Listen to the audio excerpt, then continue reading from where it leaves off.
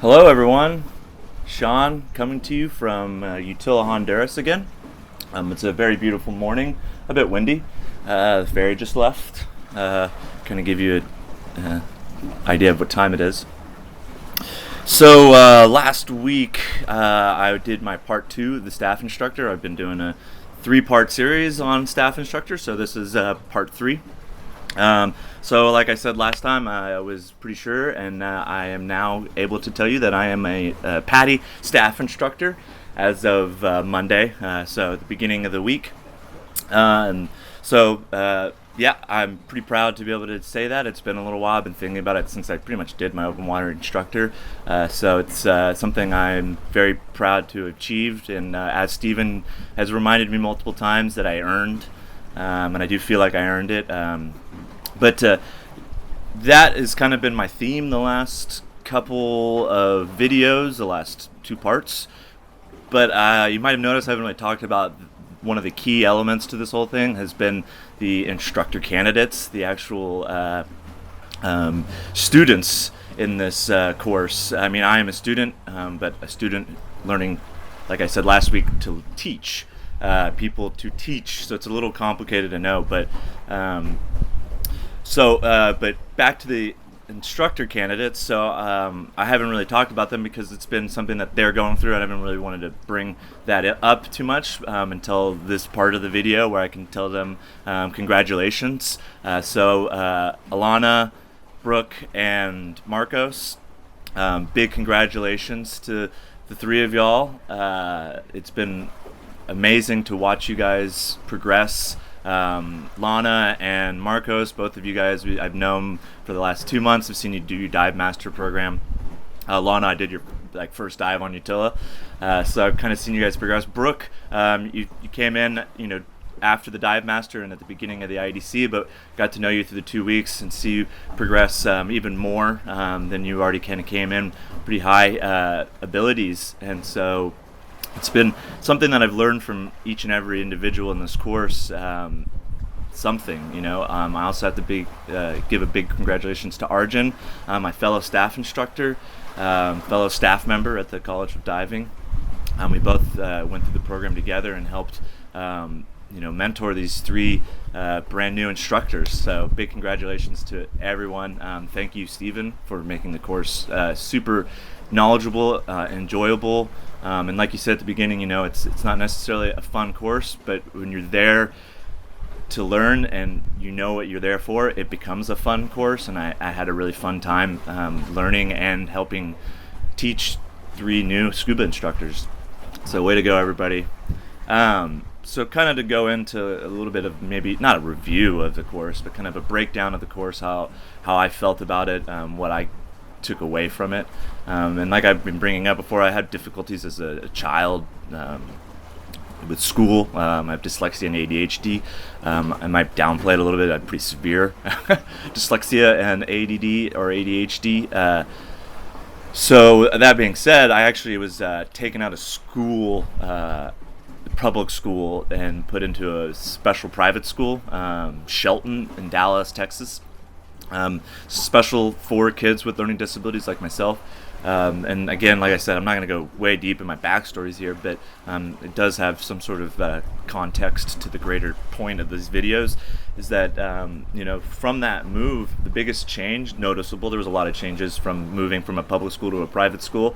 But one of those big noticeable things was the size of the classes. I went from maybe 20 people, I don't know, give or take, in a public school class to maybe 5 at most of the time, but 10, 11 at the most at Shelton. So, almost half off the bat, if not, even more than that in some cases. So the biggest takeaway from that, as a kid, it's kind of hard to see it at first, but as an adult now, I can always look back and see it as being something that, was a massive help alone, in that you immediately go from teaching, 1 on 20 to 1 on 10. Like, your ratio drops by half. So that teacher, that instructor, that coach might have more time to spend with each student, right? So that's been one of those things that I appreciated as a kid. I appreciated as an adult. Maybe not so much as a kid at the time, but so yeah, that idea of the smaller classes is something that I really take away the biggest aspect that I can take away from in the College of Diving. And I do work for them, so there's going to be some implicit bias with me talking about them, but at the same time, being removed for many years from them, I also do have a way of looking at it a bit differently, and that what the College of Diving, Dive Saga, which Steven, my course director, was a part of with Nick, and they run the IDC programs out of the College of Diving. So what they've all built is a program that is not based on just getting you through the course. It's designed to make you excel and understand that the IDC, is something that you want to achieve and finish, and then you need to pass the IE, which I've described a little bit in these videos. But the instructor exam is what they've just finished on Wednesday, and the point is to pass those and become a scuba instructor. But the IDC is not built to make you pass an exam; it's built to make you an instructor, right? So I think in some places it can get lost. That idea that we're not just getting you through this program so that you pass the exam, but what I got to see firsthand and what I've known as an employee, but never really got to see the full IDC sit through every part of it. Still kind of sitting through it because we're doing MSDT, but the big thing is that the numbers are low. It's a low ratio of course director to instructor candidates, and if the number goes to a certain level, then they do bring in a staff instructor, who's actually a staff instructor, not like us. We're like doing the course. So now I'm technically a staff instructor. Now I am a staff instructor. But no matter what, you're going to have a ratio that is built around you being able to get one-on-one attention for a pretty good portion of the course itself, which is really cool. And I really think that it builds better instructors, and it's fun because what they do is, you by the last presentations that you're doing for being an instructor, you do knowledge development presentations where you're in a classroom and you give presentation on certain knowledge of scuba diving, and you're graded on that, and how well you use all the different tools that you have in that presentation to make it engaging and informative. So you do that. You do the same kind of concept in confined water, defining confined water as pool-like conditions. So in a pool, or water that's clear and calm, quite similar to what a pool would be like. And then also open water presentations. And open water means a large body of water, essentially a lake, ocean, sea, something that where the environment can be a bit more challenging sometimes, or a lot more challenging, depends on the conditions, right? So you do presentations in those different aspects, and you get graded on them. So not like breaking down the course too much, but within that, you have a certain bar you have to go over to be able to pass the instructor exam.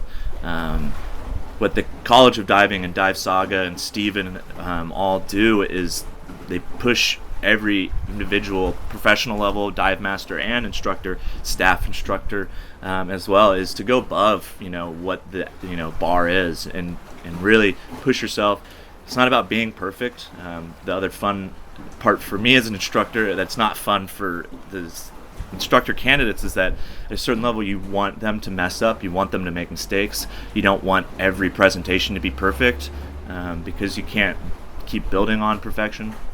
And like I said, with the idea of, I used the word coach, and like I've said before, and the idea of the difference between an instructor and a teacher, and I'm also going to throw in the word coach now, is because we've been talking about it, Stephen and Arjen and I, about how in a lot of ways with the instructors, it's not being, and with an instructor and candidates at that level in the IDC, it's not about being an instructor to them. Maybe it is a mentor, that's the word we use, mentor, but it's almost more like a coach, because the instructor exam is something that you want them to go to, and they're completely, you're training them as best as you can, and you believe that they're going to pass, right?